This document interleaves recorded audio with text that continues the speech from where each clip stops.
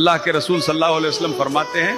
जो बंदा सूरह मुल्क को तिलावत करता है अल्लाह ताला उसे कब्र के अजाब से महफूज फरमा सकता है। ये सूरह मुल्क दुनिया में ही नहीं बल्कि क़यामत के दिन भी अल्लाह ताला के बारगाह में गवाही देंगी, अर्ज करेगी, या अल्लाह ये कलाम तेरा ही है या नहीं? तो अल्लाह ताला फरमाएगा हाँ ये मेरा ही कलाम है,